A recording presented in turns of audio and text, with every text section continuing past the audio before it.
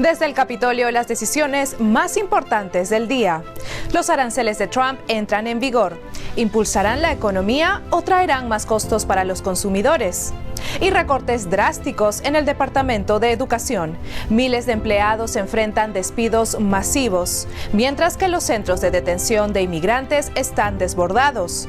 ICE alcanza su límite mientras el gobierno de Trump busca más recursos. Y en el Capitolio, una ley busca cuidar al sector agrícola de la creciente influencia de China en la cadena de suministro de Estados Unidos. Soy Pachi Valencia y los invito a acompañarme desde el Capitolio.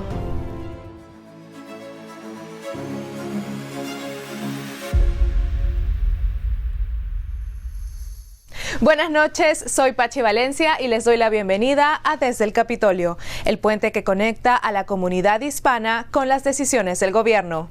Desde Washington, D.C., arrancamos con las noticias más importantes del día.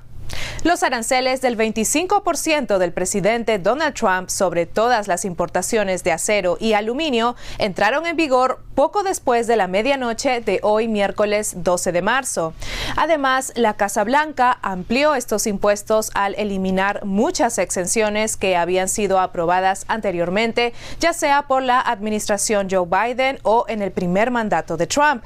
El presidente explicó que su objetivo es asegurarse de que el acero y el aluminio utilizados en Estados Unidos sean producidos en América del Norte, estableciendo nuevas reglas que exigen que el acero sea fundido y vertido y el aluminio fundido y moldeado en la región. Trump asegura que esta medida busca evitar que países como China esquiven las restricciones comerciales, fortalecer también la industria nacional y recuperar los empleos para los estadounidenses. Este lunes, 5 asociaciones del acero enviaron una carta apoyando la decisión del presidente Trump de restablecer estos aranceles del 25%. Estas son el Instituto Americano del Hierro y el Acero, la Asociación de Fabricantes de Acero, la Industria de Aceros Especiales de América del Norte, el Instituto Americano de Construcción en Acero y la Asociación de Fabricantes de OCTG de Estados Unidos. Estas asociaciones argumentaron en su carta que el sistema de exenciones era una especie de laguna legal que los productores extranjeros habían aprovechado para evitar pagar impuestos.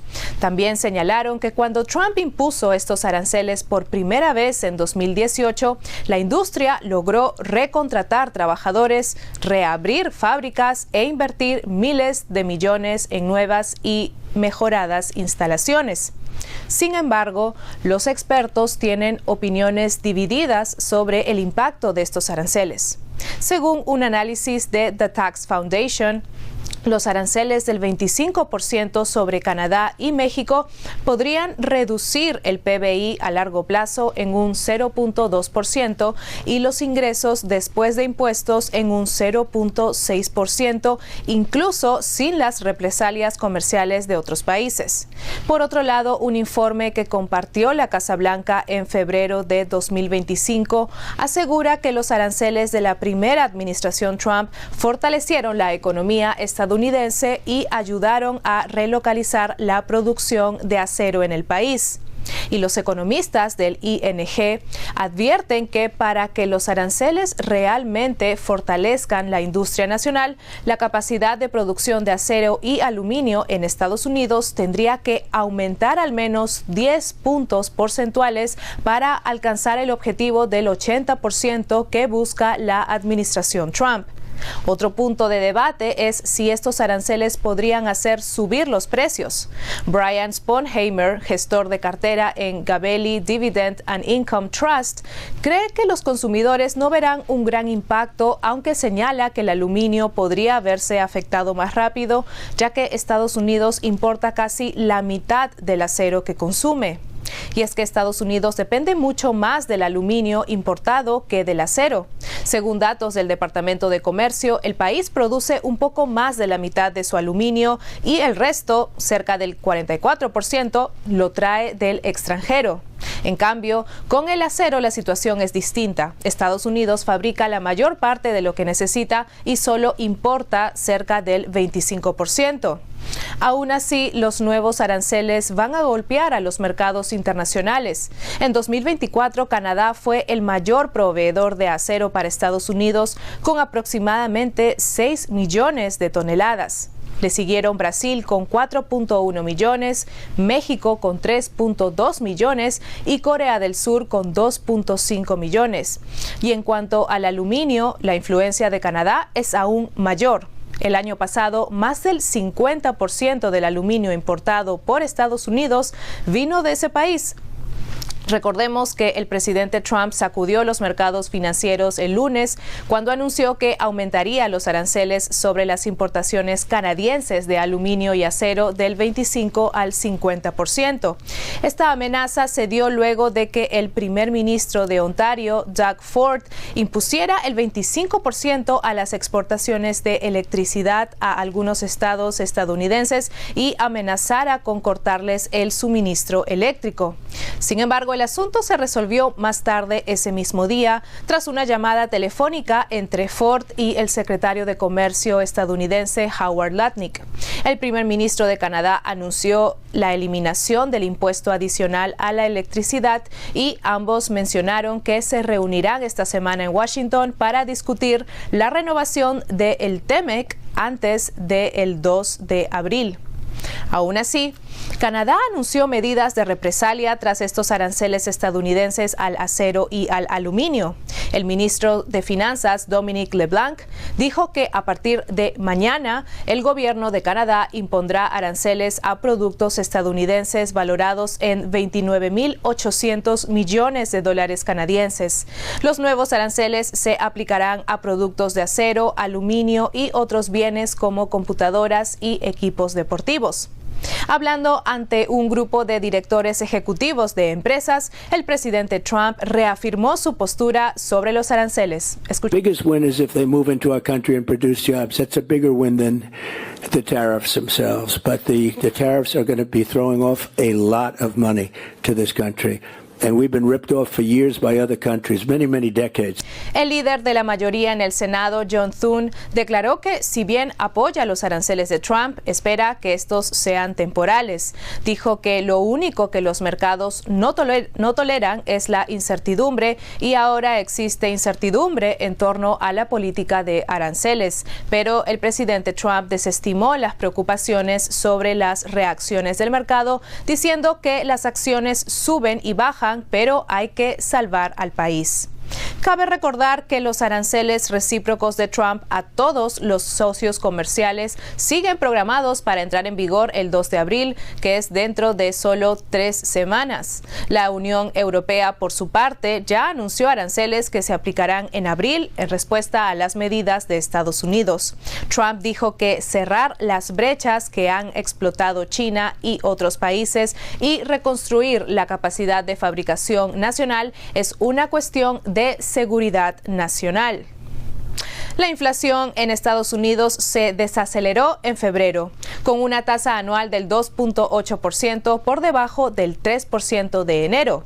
La inflación subyacente, que excluye la energía y los alimentos, también cayó al 3.1%. La baja en los costos de energía, especialmente en la gasolina, contribuyó a esta reducción, mientras que el precio del petróleo crudo ha caído casi un 7% este año, situándose en $67 por barril.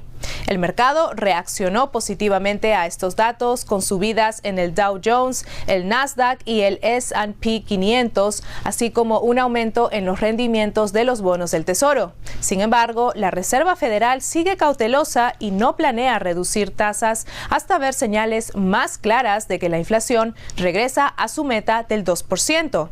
La inflación en vivienda sigue siendo un desafío con el aumento del 4.2% en los últimos 12 meses. El gobierno de Trump celebró el informe del índice de precios al consumidor y atribuyó la reducción de costos a su estrategia de desregulación y fortalecimiento del sector energético. Afirmó que, cita textual, es mucho mejor de lo que predijeron los medios y esperaban los llamados expertos. Mientras los consumidores siguen preocupados por la inflación futura y las encuestas reflejan incertidumbre económica, se espera que la inflación continúe bajando con proyecciones de una tasa del 5% en los próximos meses, impulsada por la caída de los precios del petróleo. Los mercados financieros respondieron favorablemente a este informe de inflación, que fue más suave de lo esperado.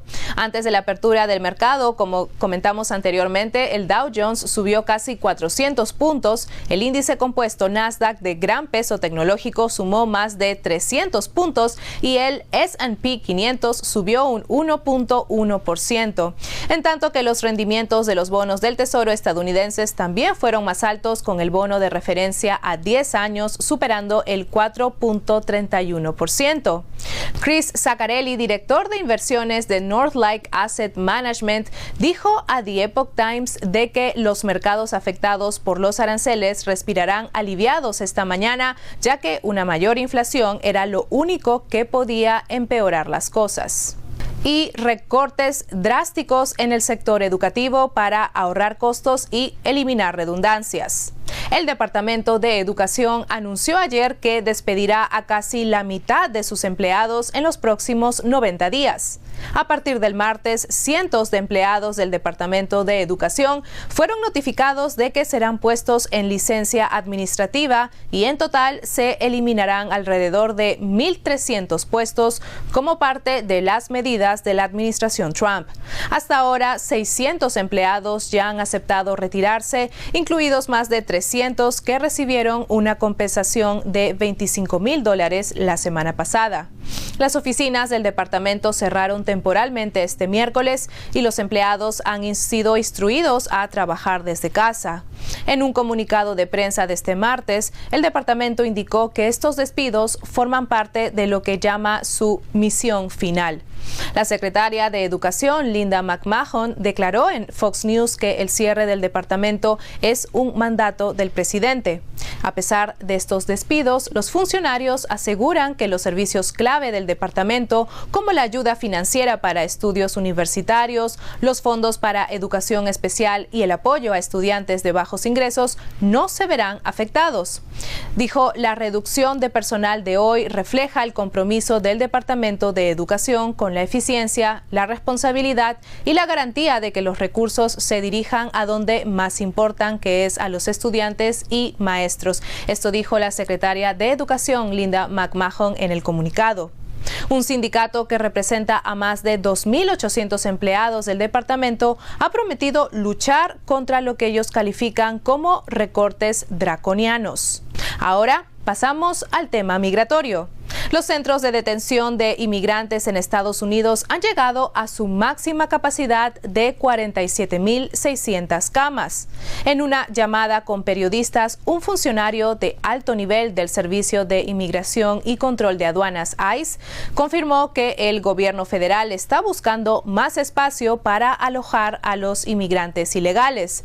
Para ampliar la capacidad, el ICE está recibiendo apoyos del Departamento de Defensa, el Servicio de Alguaciles y de la Oficina Federal de Prisiones.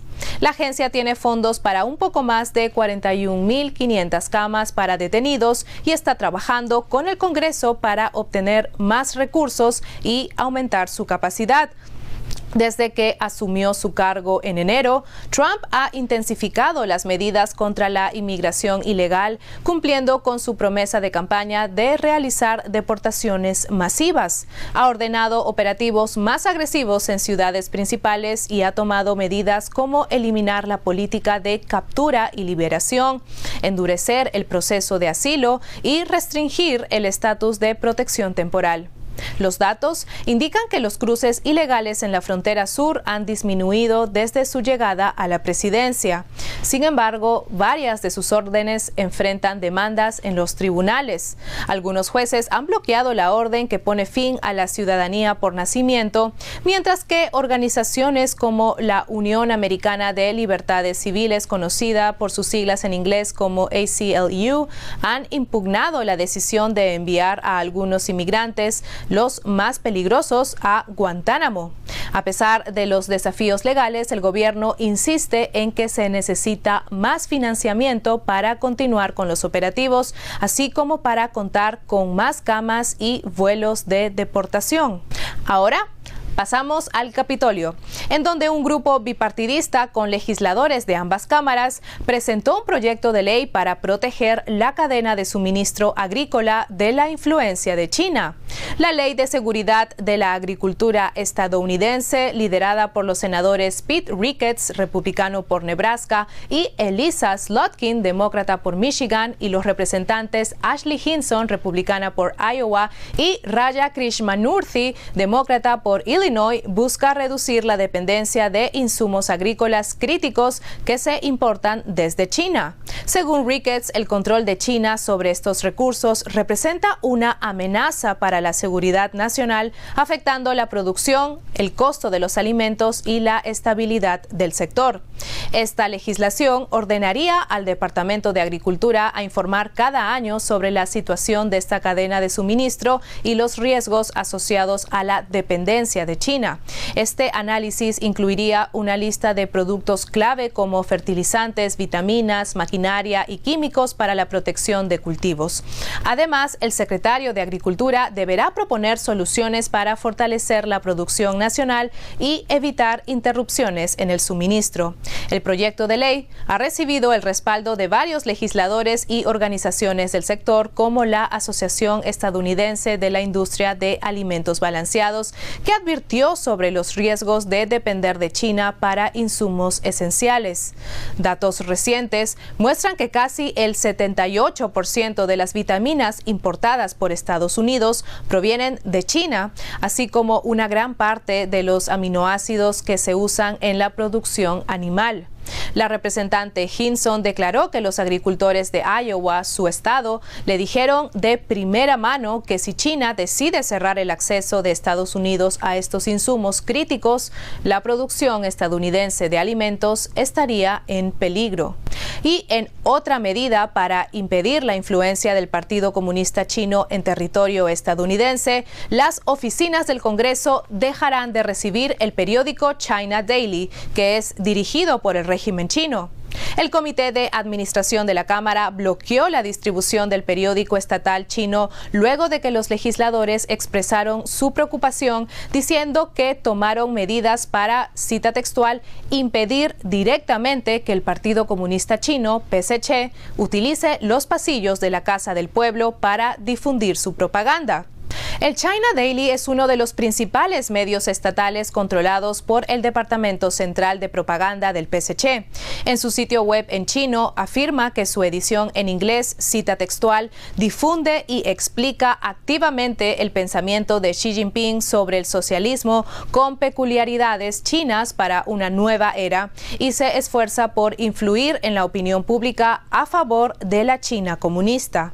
El China Daily se encuentra entre las 17 organizaciones designadas por el Departamento de Estado como misiones extranjeras.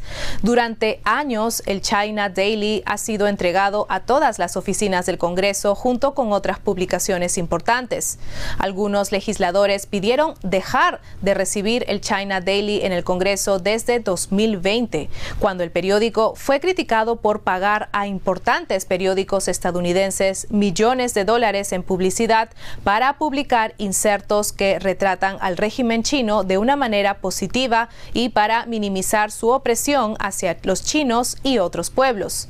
El congresista que impulsó esta resolución, Abe Hamade, republicano de Arizona, dijo en febrero al programa American Thought Leaders de Epoch TV que la distribución del China Daily en el Congreso era inaceptable porque el periódico es una propaganda de un gobierno extranjero que intenta influir en los niveles más altos del gobierno de Estados Unidos. Y la senadora Jeanne Shaheen, demócrata por New Hampshire, anunció que no buscará la reelección en 2026, lo que representa un golpe para los demócratas en su intento de recuperar la mayoría en el Senado. En una publicación en redes sociales, Shaheen, de 78 años, explicó que tomó esta difícil decisión, pero aseguró que seguirá activa en la política. En una entrevista mencionó que el clima político actual y la administración de Donald Trump influyeron en su decisión y destacó la necesidad de una nueva generación de líderes en el Partido Demócrata. Su retiro se suma a otros desafíos para los demócratas, ya que ellos también deberán defender escaños clave en Michigan y Georgia, donde los republicanos ven una oportunidad de ganar terreno. Con los republicanos controlando 53 escaños contra los 47 escaños de los demócratas, los analistas consideran que recuperar la mayoría será una tarea difícil. Mientras tanto, en Maine, la senadora republicana Susan Collins podría enfrentar una fuerte competencia en un estado donde Trump perdió, dando a los demócratas su mejor oportunidad de recuperar un escaño en 2026. Y aquí en Washington ya comenzaron los trabajos para retirar el mural de Black Lives Matter en la calle 16, una decisión tomada por la alcaldesa Muriel Bowser tras presiones del Congreso. El representante Andrew Clyde, republicano por Georgia, propuso eliminar el lema y cambiar el nombre de la plaza Black Lives Matter a Plaza de la Libertad, amenazando con recortar fondos federales al Distrito de Columbia. Bowser justificó la medida diciendo que el mural fue un símbolo importante, pero que ahora deben enfocarse en otros problemas. La eliminación de este mural de Black Lives Matter generó opiniones divididas. Mientras algunos celebraron el cambio en redes sociales, otros lo vieron con tristeza. La empresa encargada de repintarlo en 2023 lamentó su desaparición. Por otro lado, el locutor Kymon Freeman criticó a Bowser y planea una protesta para el 4 de abril, coincidiendo con el aniversario del asesinato de Martin Luther King Jr. Y estas fueron todas las noticias principales de hoy miércoles desde el Capitolio. Déjeme sus comentarios debajo y sigamos la conversación. Gracias por acompañarnos en este episodio y si aún no se ha suscrito a este canal, hágalo ahora. Y no olvide activar también las notificaciones para estar siempre informado sobre lo que sucede en Washington y el gobierno de Estados Unidos y cómo afecta esto a nuestra comunidad hispana. Yo soy Pachi Valencia y nos vemos mañana con más información desde el Capitolio. Buenas noches.